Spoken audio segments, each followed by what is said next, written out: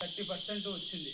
ఇప్పుడు మనం ఇల్లు కట్టుకుంటుంది కూడా మన ఏవైతే గిరిజన గ్రామాలు ఉన్నాయి, గిరిజన గ్రామాల్లో కూడా పీవీటీజీ గ్రామాలు సవరాకు సంబంధించిన క్యాస్ట్ ఎవరు ఉంటారో వాళ్ళకి కూడా అన్ని రకాల అంటే అందరికీ ఇల్లు అనేది శాంక్షన్ చేయడం జరిగింది.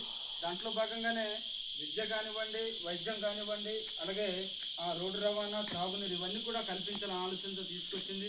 ముఖ్యంగా ఈ వారం రోజులు మేము చేయాల్సింది ఏంటంటే గిరిజన గ్రామంలో ఉన్నటువంటి గిరిజన ప్రజలతో మమేకమై వాళ్ళకు ఉన్నటువంటి సమస్యలు మేము తెలుసుకొని ఇవన్నీ కూడా నోట్ చేసుకొని సంబంధిత ఏవైతే సమస్యలు ఉంటాయో అవన్నీ కూడా పై అధికారులకు తెలియజేయడం జరుగుతుంది. ఇంతకుముందు మేము ప్రతి రెవెన్యూకి వెళ్ళి చేయడం జరిగింది. పిఎం జన్మన్ సంబంధించింది, పిఎం జుగాకి సంబంధించింది. ఎందుకంటే మనకు వస్తున్నటువంటి ప్రభుత్వ పథకాలు, సంక్షేమ పథకాల్లో భాగంగా మనకి చాలా రకాలైనటువంటి వస్తున్నాయి. మనకి పుట్టగానే చాలామందికి బర్త్ సర్టిఫికేట్ తీసుకుంటాం. బర్త్ సర్టిఫికేట్ తీసుకోగానే మనకి డెలివరీ అవుతాం కదా బర్త్ సర్టిఫికేట్. అప్పుడు అయినప్పుడే ఎవరైతే తల్లి ఉంటుందో ఆ తల్లికి 5,000 రూపాయలు సెంట్రల్ గవర్నమెంట్ ఇస్తుంది. ఎవరికి ఇస్తుంది? అది ఉన్నటువంటి గిరిజన గ్రామాల్లో ఉన్నటువంటి మనందరికీ ఇస్తుంది. అలాగే దాని తర్వాత మనం అంగన్వాడీ జాయిన్ చేస్తాం. అంగన్వాడీ నుంచి అలాగే స్కూలు, తర్వాత పై తరగతులు, తర్వాత ఉద్యోగ రీత్యా ఇవన్నీ కూడా ఒక సర్కిల్ భాగం కాబట్టి ఇవన్నీ కూడా ప్రజలకు తెలియజేయాలి అనే ఆలోచనతోనే ఈ ప్రోగ్రాం కండక్ట్ చేయడం జరిగింది.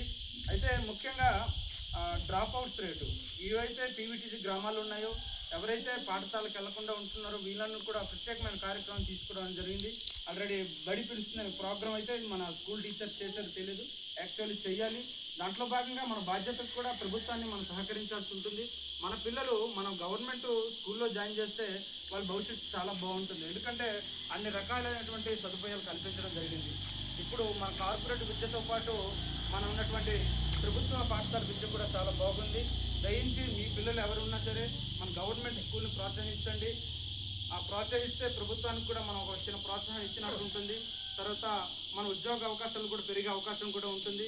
ఎందుకంటే చాలా స్కూల్లోనే ప్రజెంట్ మనకున్నటువంటి జనాభా ఎక్కువయ్యే కొలది ఇప్పుడు మన స్కూల్ ఉంది, 12 మంది పిల్లలు ఉంటే 2 టీచర్ వచ్చే అవకాశం ఉంటుంది. ఒకరు 2 10 లోపు ఉంటే ఒకరే ఉంటారు ఆయన. అలాగే 12+ అంటే 12 నుంచి 19 మధ్యన ఉంటే మనకి అక్కడ ఉన్నటువంటి ఉపాధ్యాయులు రావచ్చు. దాని మూలంగా మన పిల్లలు చదువు కూడా బాగుంటుంది. అలాగే అంగన్వాడీ కూడా ఉంటుంది. మీరు చాలామంది ఇప్పుడు మీరు హెల్త్కి వెళ్తున్నారు, చాలామంది దయచేసి మీరు ఒకవేళ హాస్పిటల్ కానీ ఏదైనా అనారోగ్య రీత్యా వెళ్తే మీ ఆధార్ కార్డు పట్టుకుని వెళ్ళండి. రిజిస్ట్రేషన్ అనేది మీరు చేసుకోవాలి. అబా అనే రిజిస్ట్రేషన్ చేసి ఉన్నారు. దాని ద్వారా ప్రభుత్వానికి సంబంధించినటువంటి పథకాలు నేరుగా అంటే వైద్యం పరంగా మనకి అందే అవకాశం కూడా ఉంటుంది. అవునా లేదమ్మా? ఓకే. ఇంతటి ఇప్పుడు చెప్పండి బాబు, ఏంటండి ఈ బాబుకి నవ్వుతావు ఎందుకు?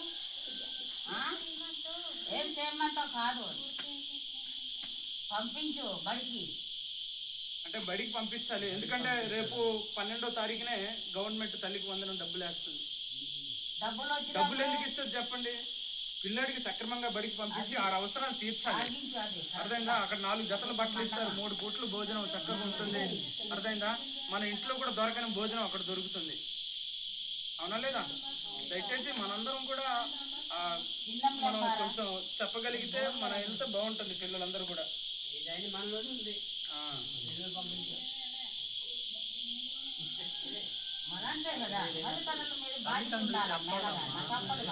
చెప్పాలి.